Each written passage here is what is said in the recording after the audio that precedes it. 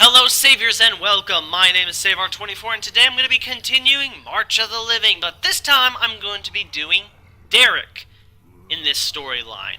Now, Greg starts off as the most versatile character in the entire game, and Anna comes with her own little trait but is a little bit harder to use. Derek has two traits, comes with an old double-barreled shotgun, and is an expert in shotgun with a pistol and rifle novice. That's the good thing. The bad thing is he only starts off with 10 rounds for his gun and has no food rations to start with. That makes things a bit of a... that makes things problematic. But he is resilient, so he receives -1 damage from melee attacks, which is good considering how many zombies you actually face in the entirety of the game, and hunting skills are very valuable these days, which I'm guessing allows me to scavenge for food a little bit better. Derek is a retired firefighter who planned to spend his later life peacefully with his wife at his cabin far from the city. Unaware that the world was descending into chaos, he wasn't prepared for what was about to happen. So I'm just going to go ahead and start with this little guy and see what happens. Give us the goods, ye old geezer. Someone like you doesn't need them as much as we do. 2 men ambush you while out cutting wood. Your wife, Betty, is in the cabin. The men want you to give them all the food and ammunition you have, but you doubt they'll stop there. You hear a moaning sound, and 2 disease-rotten men stumble around behind you. Oh, well, ain't that just fine and dandy? I got 2 guys coming up in front of me, and then 2 more zombies coming in from behind. I start off in a bad predicament right out of the gate.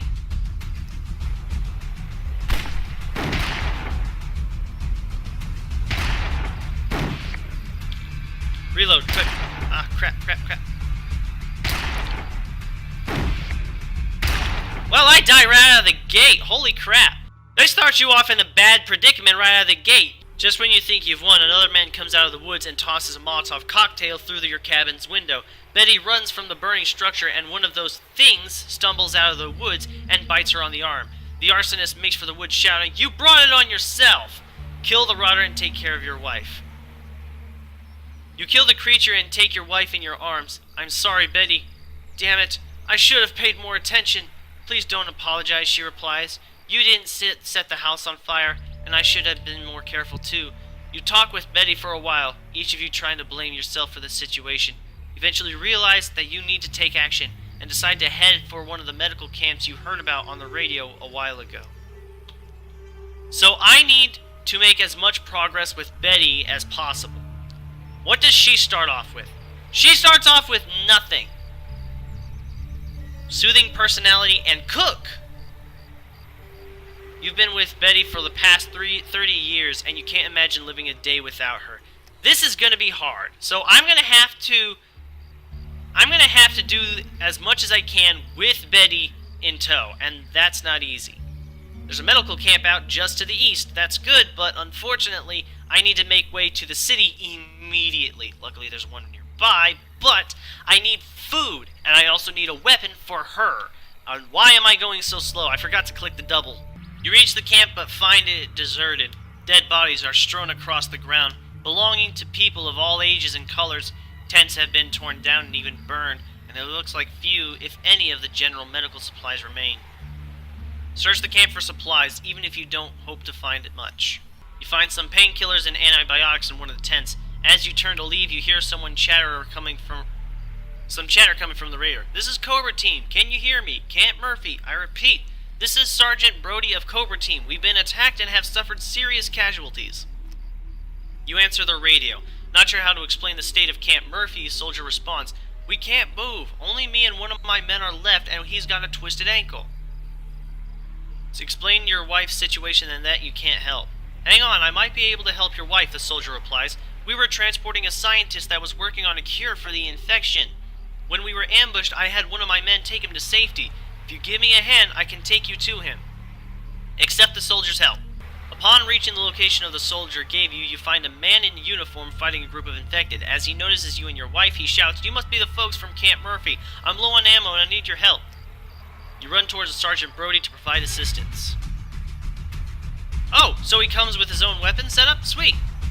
He's even got a combat knife and a semi-automatic pistol. Well, that's good because I don't have anything else for Betty.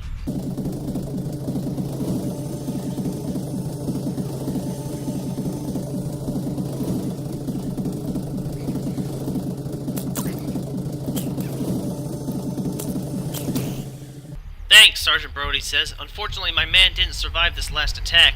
Brody says it with little emotion, but there is sadness in his eyes. We should get moving right away. The camp we were taking the scientists to, Camp Pandora, is quite far away, and time is a precious resource. Okay, so on to the next city. That's the first priority, is going to the next city.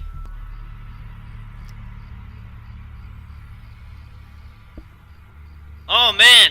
Yay! So the cook trait is now officially useful!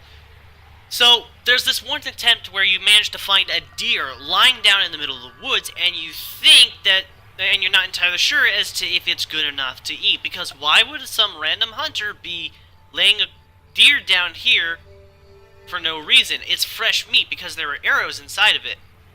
Well, after you set up camp place and then take another look at the deer, you'll find that there are bite marks on one side of the deer. And this is where the cook trait can come into play, because now you can cook it carefully for a few hours.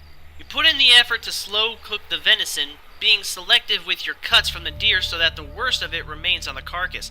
After a solid 3 hours, you decide the meat has been adequately prepared and taste test it. As you expected, your dish tastes halfway decent, at least by the standards you expect from an open fire. You store some of it away to eat later and consume the rest. Yay! So Betty helped out with that little aspect, so she's one of the few people who have a unique trait that'll be useful for certain times. Alright, so I finally arrived at Camp Pandora. This is the halfway point, and I'm doing pretty good. I've got a pretty good stash of goods on me right now. You arrive at Camp Pandora to the scene of total chaos. The infected have overrun the camp, and even the well-trained soldiers seem unable to stop their progression. Follow me, says Brody. I have an idea where the scientist might be if he hasn't evacuated already. We gotta get him to safety if you wanna help your wife. Follow Sergeant Brody.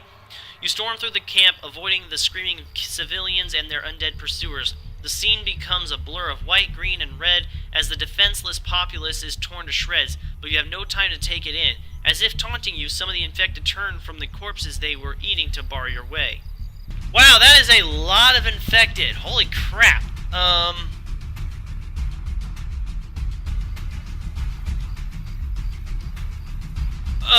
I'm not even sure as to how to deal with this situation.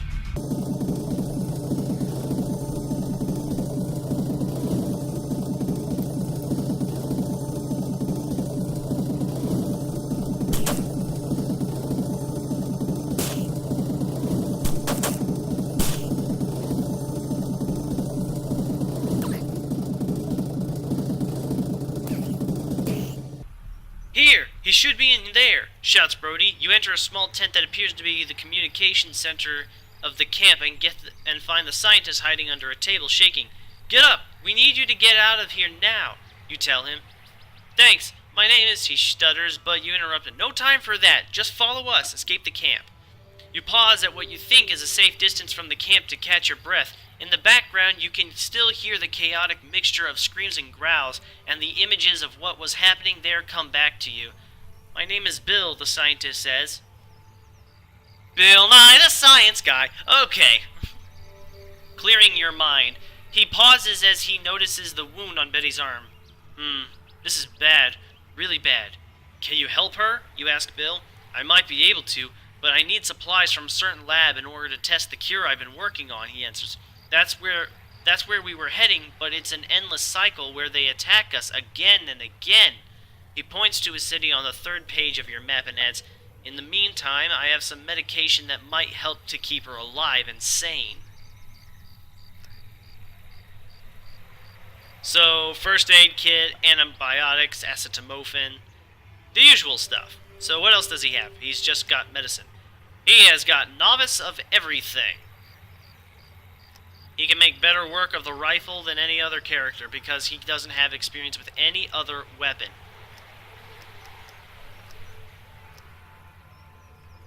Wow, so I have got 4 characters in this entire setup, that are in my party that I have, that are part of the storyline. I have Derek, Betty, Brody, and Bill. Elliot's the only oddball out, and I have Elliot because I came across him. And it doesn't really hurt me because I have 69 food rations. 69, hey! Alright, so we're at the final point as far as I know. There's no other location that I can see on the map. But here we are at the lab, which was like not even halfway through the third area, which is weird. Are you sure this is the only place where you can get the supplies you need? You ask Bill as you enter the city. Sadly, yes. This lab was working on a cure long before the outbreak, and I think I finally figured out what they were doing wrong. I need their samples to confirm my hypothesis. Nothing else will work. Before the outbreak? Before the outbreak? You mean you knew this was coming and did nothing? Well, we were working on a cure, Bill stammers. What the hell caused this if you knew about it beforehand? Bill doesn't answer the question. He just points to a building that has seen better days. There, this is the place. Carefully enter the building. The lab is in shambles. Most of the windows are broken, as are many of the lights and computers. Tables are overturned, and you will see broken glass where beakers and vials of unknown substances crashed to the floor. But surprisingly, the lights that haven't been smashed are still on. You don't see a single corpse, but there are bloodstains in various patterns, including many that look as though someone was dragged across the floor. What we need is stored in a room with heightened security, so it should still be there. The lab is off the grid.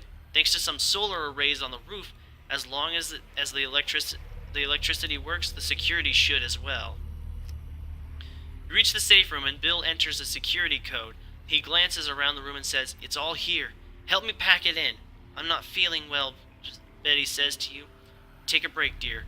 We won't be long." You grab scientific instruments you don't recognize and test tubes with samples of various substances in them and begin to carefully put them in your bag. Help Bill gather the equipment he needs. You nearly have all the items on Bill's list in your bag when suddenly the lights go out. A few seconds later, red emergency lights flicker on and sirens start blaring. "You said this lab has its own power grid. What's going on?" "I don't know. Some sort of electrical failure?" Bill suggests the security system is set to trigger if the main power goes out while the safe room is being accessed. Hurry up, Fisher, and gathering the equipment needed. "There, we have everything, I think," Bill says. "You think? You start, but before you can inquire further, you hear a shout from outside the room. "Derek!" Betty cries as a screamer jumps on her with more marauders closely following behind.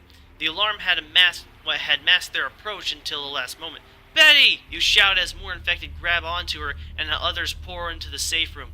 We need to get out, Bill shouts. "There's an emergency exit on this side. Help Betty." You don't even consider the option of leaving. Betty is worth 1,000 lives to you. As you make your way towards her, Rotters claw at your arm. But you barely notice it as you shove it out of the way and smash its skull. More Rotters stumble into your path. Keep fighting your way to Betty. 2 more Rotters latch onto you, but you don't even feel it as they dig into your flesh. Your vision is blurry, and the only sense that seems to be working is your hearing. Betty's screams give you the strength to knock the 2 infected away, but still more stand between you and your wife. You are so close, don't leave her behind. "No, Derek, please, just leave me," Betty cries in a voice of utter anguish as you kill yet another Rotter. Through the horde, your eyes meet Betty's, and she mouths, "I love you." She tears screaming down her cheeks. You don't stop. You push through the crowd as razor-like claws tear at your chest, as teeth sink into your legs as you finally stumble over Betty. A dull pain sears through your neck. The Rotter that bit you stumbles back, and your body begins to go numb. Betty reaches towards you.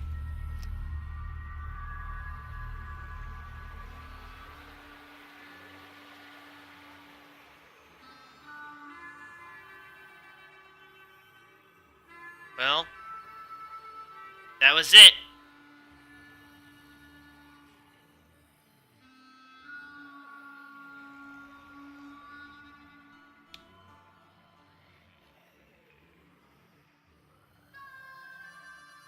That was unexpected, but as expected, nothing ever goes right. So that was Derek's story, and unlike the other stories, I managed to do it in one go because of my newfound knowledge of the game. And with the nice party I had going, I was actually doing pretty good, but oh well.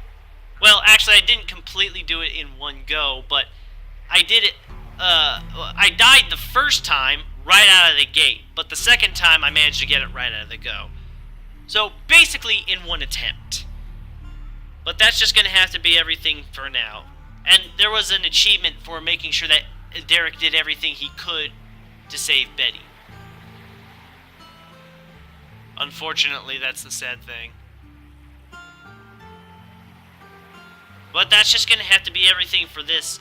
Thank you everybody so much for watching. I hope you enjoyed this episode. If you did, hit that like button and subscribe for more content like this. Leave a comment in the section below, and I will see you guys in the next episode.